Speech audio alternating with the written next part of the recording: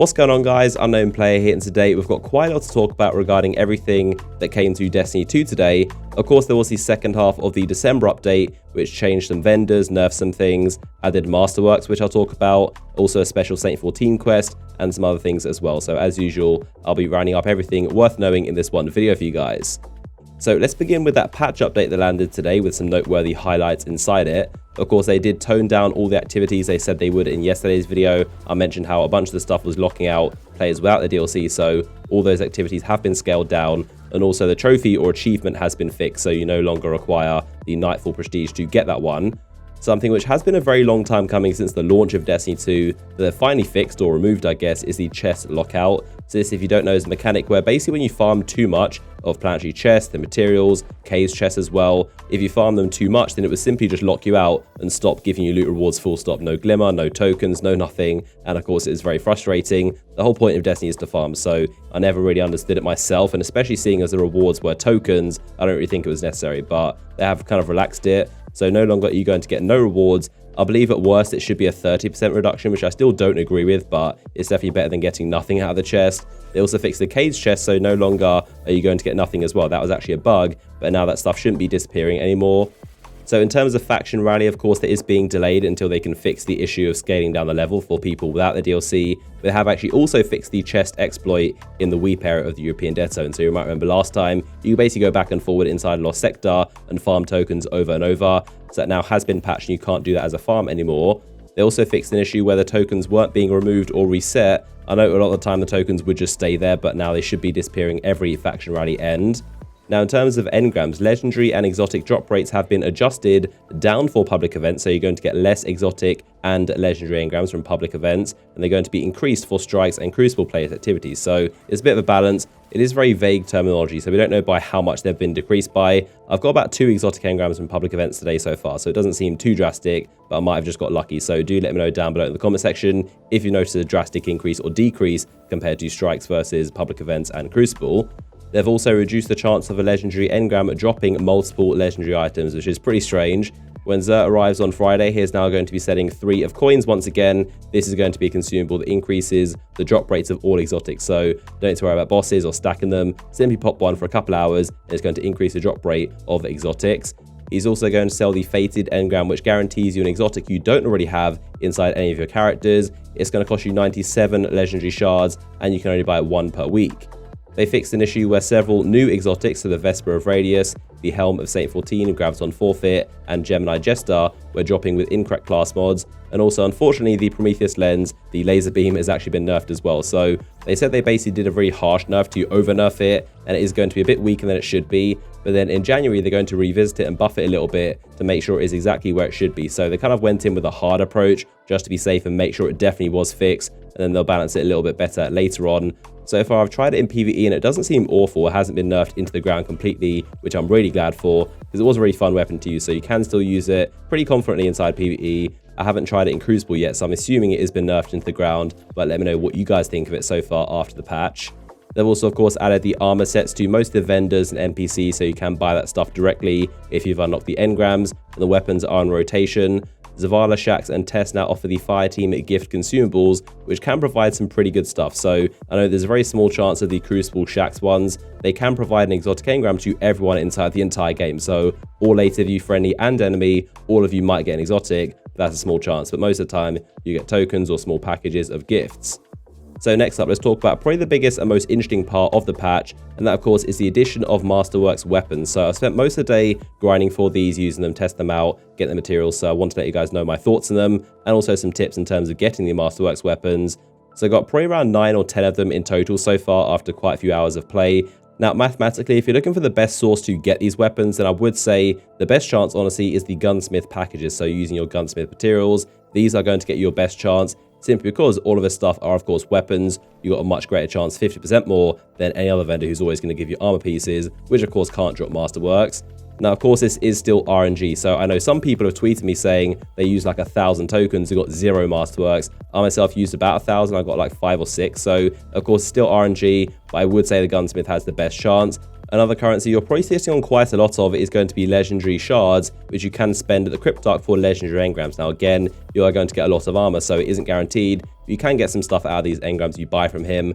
Another decent source is going to be the planetary vendors, so people like Sloan, DevRMK, Failsafe. I got a couple Masterworks from a few of them, but it's still definitely not a very high chance. So we've talked about how to get them, but a bigger question is, are they worth it, and what can you actually do with them? Now, of course, these aren't going to be game-changing must-have weapons. They're pretty decent. They're kind of like collectibles, so if you want the best version of your favorite weapons, these are something to grind for, but still nothing absolutely must-have, game-changing, overpowered weapons at all. So the main perk that all Masterworks have is going to generate bonus orb spheres, pretty helpful. There's also going to be a small stat bonus, so stability, handling, reload speed, magazine, things like that. Now there's also a new currency. You get this from dismantling any unwanted Masterworks. You can use this to either re-roll the stat bonus on an existing one, or you can also use 10 of them to upgrade a normal legendary into a Masterworks weapon. So those are the choices. I found that most of the time I got 2 cores out of it, but sometimes I would get 1, so it is kind of lucky depending on what you get. But I use 10 of them to upgrade this Better Devils into a Masterwork version of it. These are going to track your kills, and you can choose either PvE or PvP kills to be tracked, but the unfortunate thing is that it isn't retroactive, so it isn't going to count any kills I've previously gotten with this same weapon. I must have got hundreds or thousands of kills with this gun, so none of those are counted. It's from now on. Now, in terms of my own personal thoughts on the Masterworks, I think they're definitely, like I said initially, a good step, but definitely not enough. I want to see a ton more stuff, but I really want to see Bungie just not be afraid to have these weapons be good. You know, I want to see meaningful perks that do stuff, not just a tiny, unnoticeable bit of stability. I've got the +5 stability one on this Better Devils, which you can't notice, so it seems really pointless. If you can't notice a bonus, what's the point in having it? But it is kind of a collectible thing. I guess it's cool for endgame, but I want to see just so much more depth in this. I want to see actual affecting perks. I think we're going down the right path because they are re-rollable, and also it's a small pool, so it isn't too bad in the RNG front like Destiny 1. So it is a good step, and Bungie said they will be improving the Masterworks, adding more depth, but I want to see a lot more powerful weapons, because right now these stat bonuses are pretty unnoticeable. So as well as that, also today became available the Saint 14 quest, which of course can now drop you the perfect paradox shotgun. I've mentioned this before in previous videos how there's basically an 11th verse, but this one isn't like most of the forged guns where you simply grind and then get the weapon instantly. This actually has a special unique quest to it. You of course go into Saint 14's tomb to get the weapon and finish the quest. Now, obtaining the quest in the first place is pretty confusing. I still don't know the 100% details because it seems pretty buggy and definitely unreliable. So most people I've seen on Twitter and some of my friends have seemed to got it after completing the sword quest, which is verse number 10. So after you complete that prophecy and get the sword, actually physically earn it, then you should be offered by Brother Vance another verse, which is the 11th one for perfect paradox.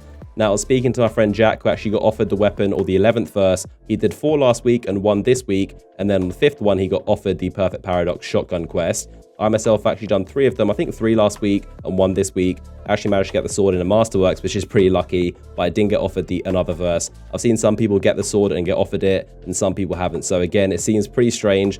It could just be bugged, or it could be the case where you need to do 5 prophecies and then he offers it to you. But if you want the best chance, then make sure you grab prophecy number 10, complete that, get the sword, and then maybe if Vance actually likes you, he may offer you the shotgun quest. But that is roughly how you do it. But again, it's not the same for everyone, so it may be different for you. But comment down below if you've done the shotgun quest or not, and how many verses you've done up until then.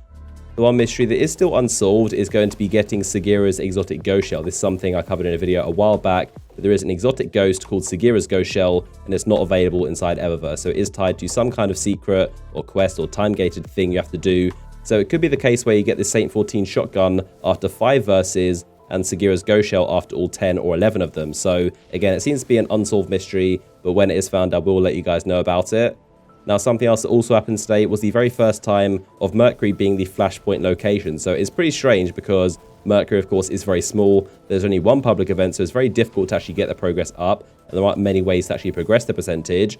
If you are struggling trying to complete this flashpoint, I think the best way is to defeat the Conquerors, the Cabal guys, and also the Defenders, the Vex that hang around the Mercury. You can see them most of the time around the left area where I'm right here, and you can kind of farm them. Again, they only give you like 3 or 5% each time, so it isn't very profitable, but it is probably the best way. But yeah, I don't think Mercury is that good of a location for a flashpoint, to be honest. There isn't enough really going on in my opinion, but if you are struggling, I would recommend those Cabal Conquerors and the Vex Defenders.